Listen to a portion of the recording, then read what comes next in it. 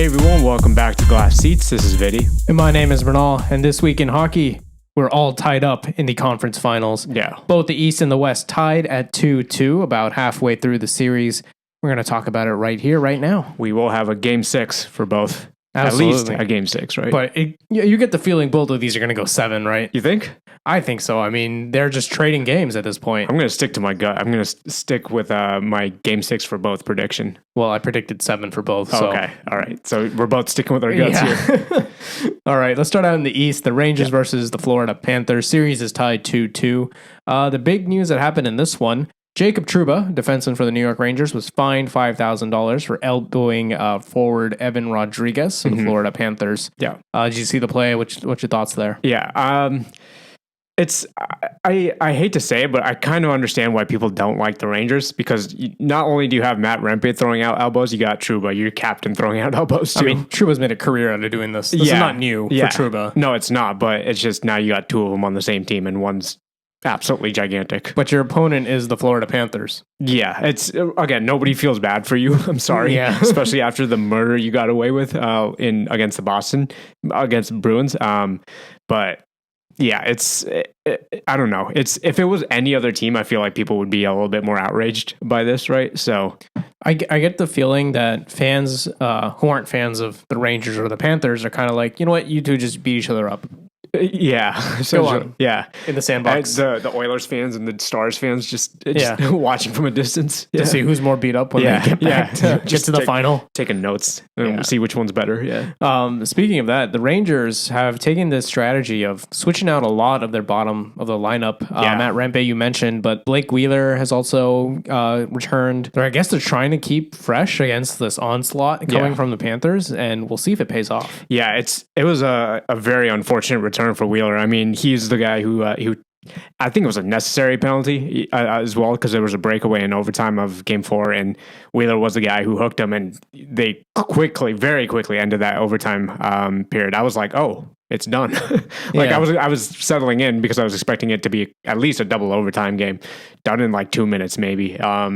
So yeah, unfortunate end for Wheeler, especially that's his first game back since February or something like that. Yeah, early on in the season.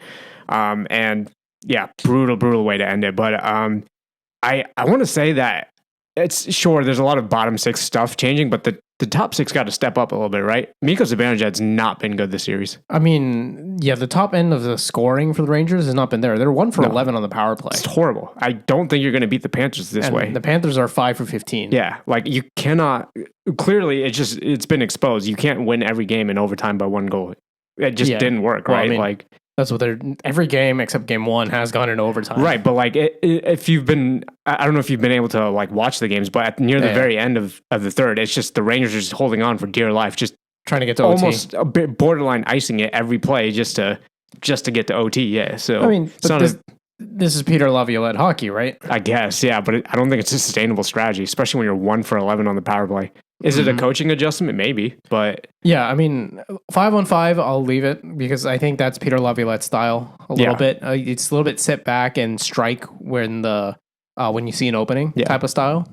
The Panthers are the opposite. We're just onslaught. Yeah, right. So that might happen 5v5. Yeah, but the power play being 1 for 11 is you got to fix that. Yeah, of these 4 teams that are left, all of them have pretty decent power plays, but the Rangers especially has dried up, and I think that's the reason the series is 2-2. Testament to Florida for shutting it down. yeah. I don't want to keep sitting here and saying, oh, the Rangers are terrible, like or have not been playing up to speed. Panthers have been doing great. 5 for 15, like 33.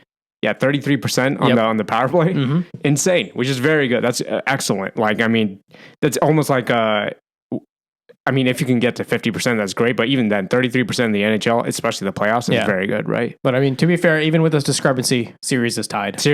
Yeah. So that's ultimately the only numbers. We can sit here and speculate all day, but 2-2. So yeah, it's going to be interesting seeing. It's very two opposite teams that are kind of going at it. Yeah. I think a bit of the same case as well in the West as well. Yeah. It's not that same physicality. Like, it's not getting as ugly as I think the East is, but you're seeing this skill of McDavid and Draisaitl up against this depth of Dallas, and that depth is really starting to shine. Yep. It gets bolstered with Rupe Hintz coming back into the lineup for Game 3. Last time he played was Game 4 against Colorado before stepping out with injury. Jason Robertson had a hat trick in Game 3. Overdue. And Edmonton comes back to win Game 4 to tie the series. Yeah. And again, big showings from Draisaitl and McDavid in that game as well. This is what I mean. I think Game 4 was a classic example of... Remember, I think it was last week when we were recording episodes, I guess we were making our predictions, and you were surprised I said Edmonton, I think, is going to come out on top because of that adversity. This game started out terrible for Edmonton. They let up the first goal, Stuart Skinner should have had that. Second one was just unfortunate bounce. Like that's an understatement. That was a very, very unfortunate bounce. And then they scored 5 straight.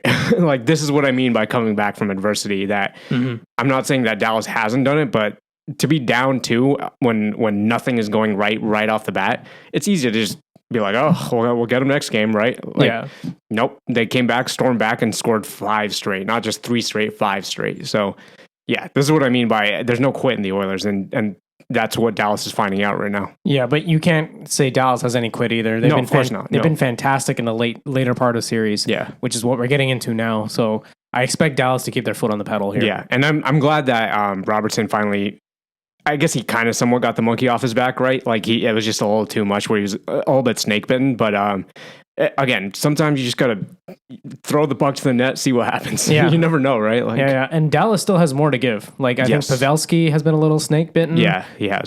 Sagan has kind of shown up in this series, but I think he still has another gear there. Yeah, I agree. Dallas's depth still has more to give. So, it's just a matter of if they do it or not. The young guys are for sure showing up, but if those vets show up, then man, this is the time you need the vets, though. Yeah. 3rd round, late series. Yeah. This is when you need those vets. And all these guys were on the 3 that you just mentioned, Ben, Sagan, and Pavelski. They were all on the final squad in 2020. Yep. And Pavelski having the finals experience in San Jose in 2016 as well. And not his first rodeo. Sagan has a cup. Yeah, Sagan's got a cup. He was. Yeah, I mean, these guys have experience. If there's ever a time to lead your young guys, it's now. Yeah, it's now. So that's the call to Dallas. I think. Yeah.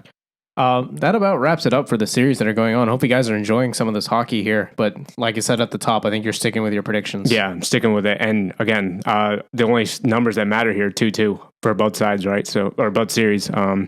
So yeah, I'm gonna go ahead and stick with my gut. Yeah. And to end on a hockey cliche, they don't ask how, they just ask how many. Yeah. Yep. There you go. All right. Hope you guys enjoy this. Let us know your thoughts on the conference finals in the comments below, and hit subscribe to follow along with Glass Seats. We got 3 episodes out every week. And next week, we should be talking Stanley Cup Final. Yeah. So coming up quick here right on the end of the season. So hit like, hit subscribe, follow along. We'll see you next episode. Bye.